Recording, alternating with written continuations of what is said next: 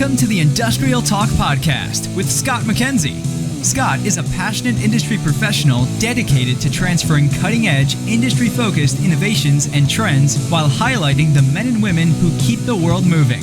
So put on your hard hat, grab your work boots, and let's go. All right, once again, thank you very much for joining Industrial Talk, an ever-expanding ecosystem of problem solvers that definitely are passionate about helping the world change. You are bold, brave, dare greatly. You innovate, you collaborate, you solve problems, and that's why we celebrate you on Industrial Talk. Thank you very much for your continued support and for what you do in a big way. We are once again broadcasting from OMG Q1 meeting here in Reston, Virginia, and I'm just telling you right now, put this on your to-do list. Go out to omg.org. Go out to omg.org and find out more. Get engaged. We have problem solvers. It is just a remarkable group of professionals that you need to get engaged with. Speaking of which, we have Steve again in the hot seat. We're going to be talking about government industry strategy. There you go. I got it. I wrote it down, but I had to looking at my scribble. So let's get cracking. Always a pleasure. We were talking World War II offline. I'd rather talk about that. No, just kidding. Me too. Yeah. Yeah, I'll tell you. How many B-29s are out there flying? Only two. Just two. Just two today. No kidding. Fifi and Right. Doc. What's up, Doc? That's it? That's it. So Everybody, is there any plans to get more in the air? it's an expensive proposition. Oh, I can only imagine. It costs us over $1 million a year to operate our aircraft. No kidding, really? So sure does. $1 million. That's maintenance. That's gas. That's just. And we sell rides to help support the airplane flying. So You sell rides? yes, sir. What's the price point on that? Well, it depends on what position you're in. If you're up in the nose, it costs more. If it's in the back, it's cheaper. What if I want a nose position? A couple grand. Oh, yes. That's well worth it. That's well Yes, worth sir. it. Yeah. All right. Again, we're going to have to level set there, Steve. Give us a little background on who you are. Steve MacLaird, I'm with the Object Management Group. I'm the Senior Vice President there. I'm responsible for government industry strategy. Actually work with government, industry, and universities, trying to identify individuals and their needs when it comes to standards. So OMG's been around for over 35 years. How about that? Yep, we're celebrating that here.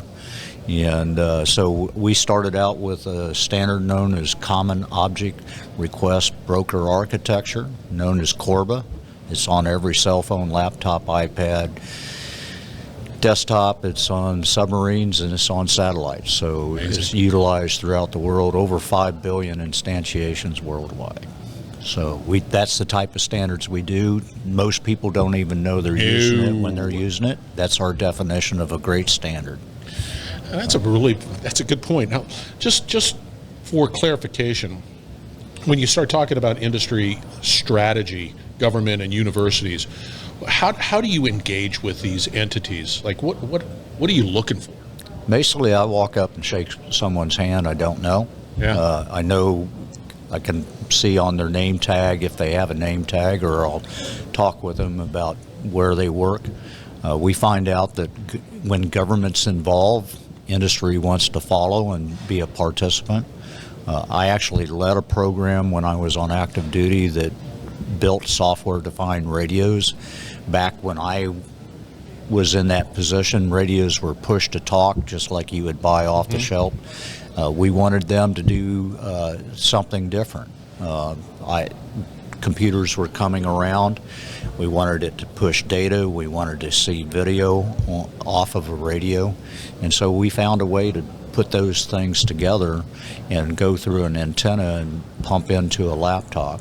The organization that I led actually developed, along with another program office, the ability to fly a small unmanned aerial vehicle.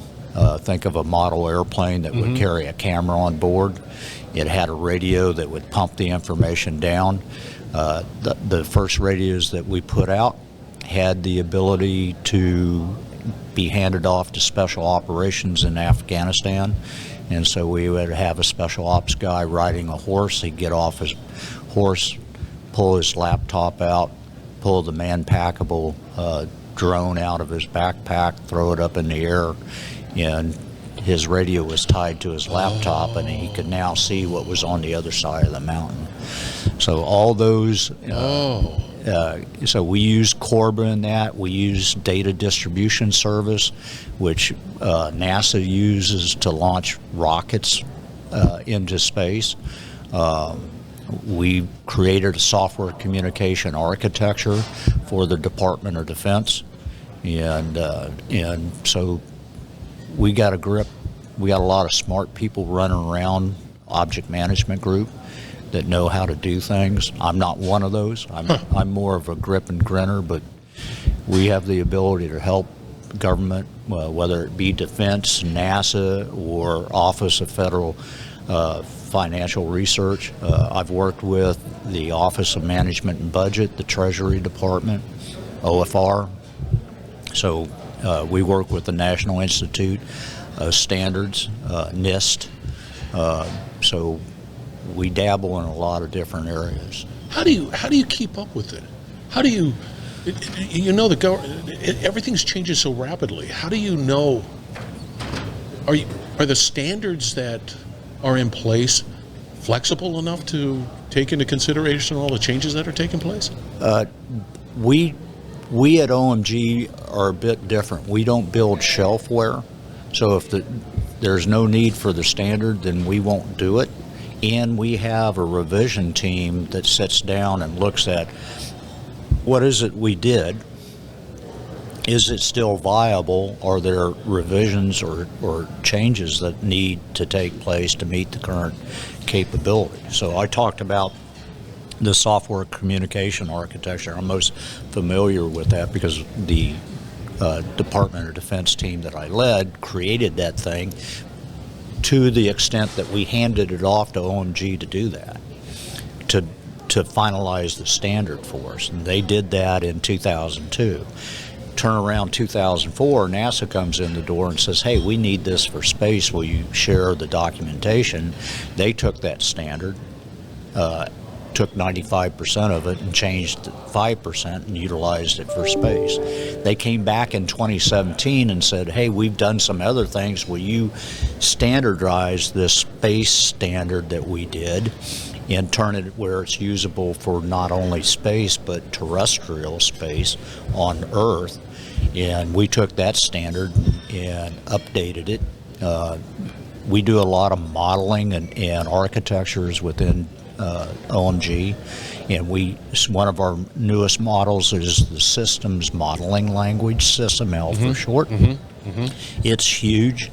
Congress has dictated down to the Department of Defense and NASA that every new program will use model-based systems engineering, and that model of choice is SysML, which comes out of OMG, and we collaborate with the International Council of Systems Engineers to do that. In fact, just came out of a meeting.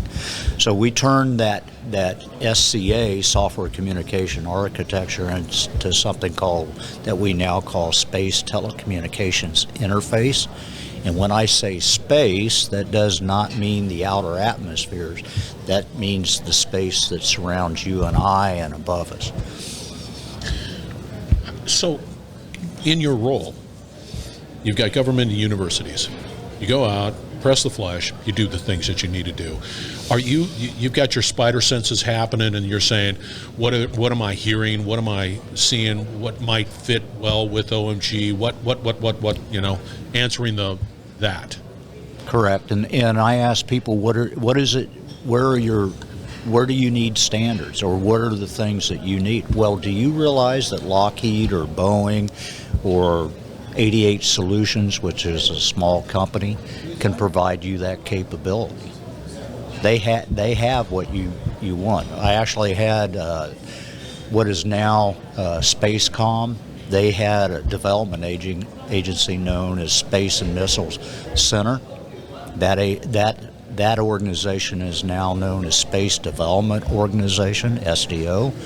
And in that, they came in here in 2018 and said, we need an alert and alarm system for our satellites that tells us that something's going wrong. Yeah.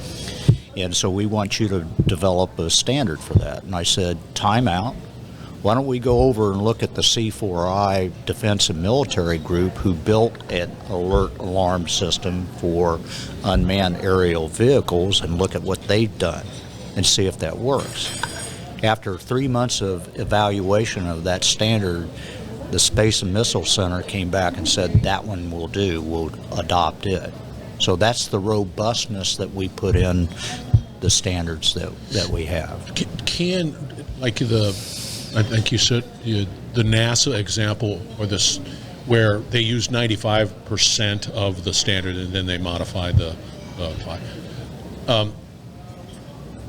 so it's a good, in that scenario, are they modifying the standard, or are they just sort of adopting the standard and that's it, sort of off the shelf type stuff? Originally they adopted the standard and they changed 5% for their own internal use.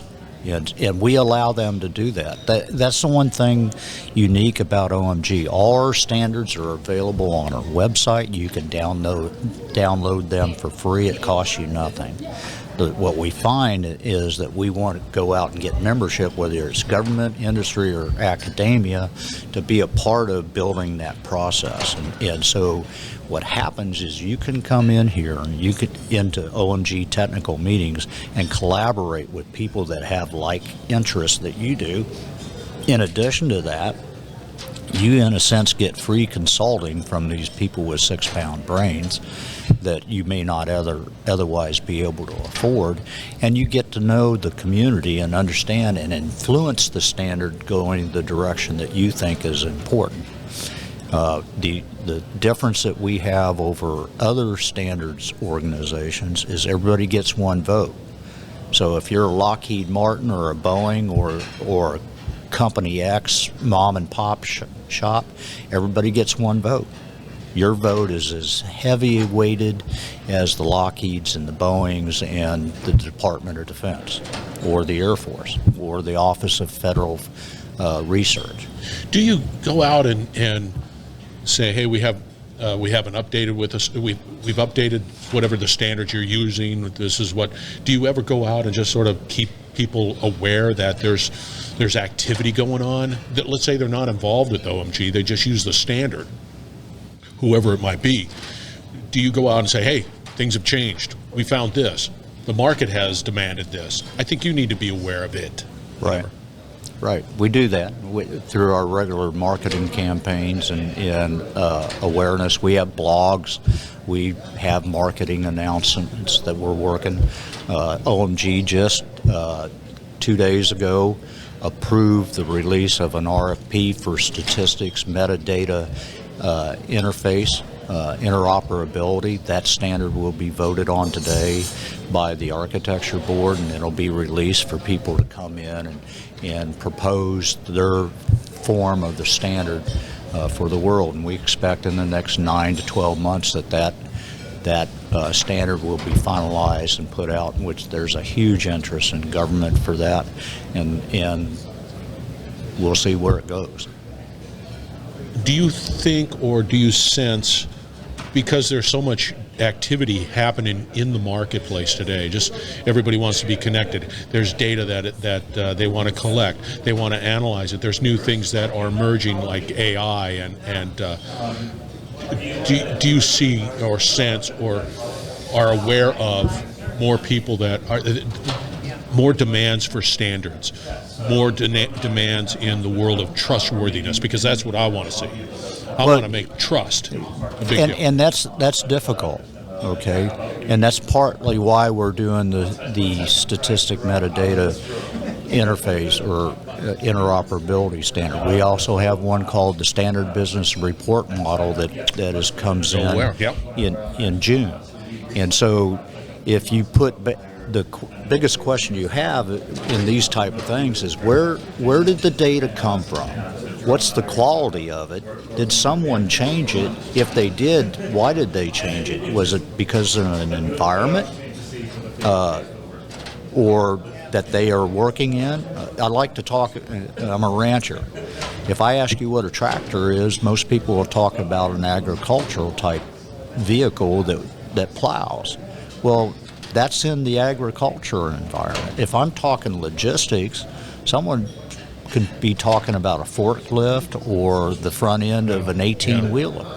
They call those tractors too. So you have to, and we have people that when you deal with artificial intelligence, we have a term called ontology. And ontology is a very precise definition in computer language that tells you what environment you're working in. It's asking particular questions about the information so you can get the right information in the data that you're looking for. So, if I'm operating on the ground or in the air or in space, there are different things that I have to take into consideration. And the ontologists know how to ask the right questions, to put it into the right information for the computer to decide. And we have a group here that they do nothing but those very precise definitions. It will make your head hurt.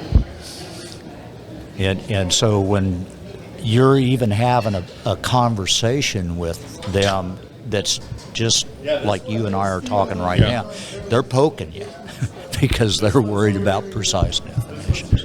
See, it just blows me away. Just every time I come to an event like OMG and then speak to many of the members, I'm floored by, one, the level of passion, because there is passion here, and a real desire to solve a problem or problems or collaborate to solve problems.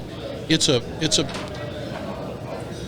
for many, and I would say 99.9999999% of the world don't understand or don't know about this stuff. But then there's this group that OMG has, you included, that are just provide such an incredible service. I'm floored by it. I can never understand a lot of it, but correct. Neither do I. And they're passionate about what they're doing. So, no, I whether it be retail space, government, whatever. Well, I don't know. You never fail to amaze me. You're humble and it's one of those things. How do people get a hold of you there? Best way they want to talk to you about OMG. MacLaird, M-A-C, capital L-A-I-R-D at omg.org. Hey, are you active out on LinkedIn? Yes, I am. You are? Okay. We're going to have both. All right. Yeah, that'll be fine. Steve MacLaird. Yeah, you're awesome. All right.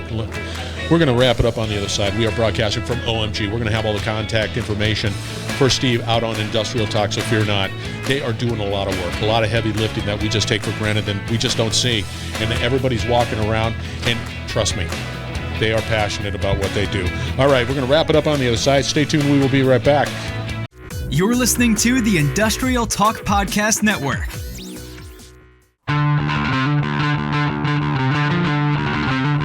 Oh, always a great conversation with Steve. A lot of insights, a lot of street cred, no doubt about it.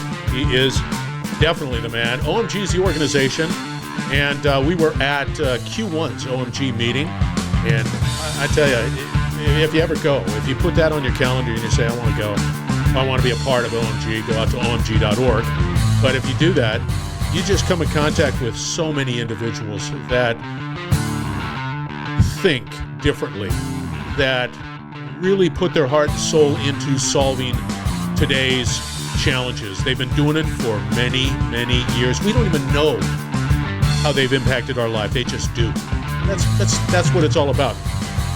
Industrial Talk is here for you. I say it all the time. You have technology, you have a podcast, you have a desire to be on the podcast. You just need to go out to industrialtalk.com and just connect with me. All right, be bold, be brave, dare greatly. Hang out with those OMG chaps, and you'll change the world. We're going to have another great conversation shortly, so stay tuned.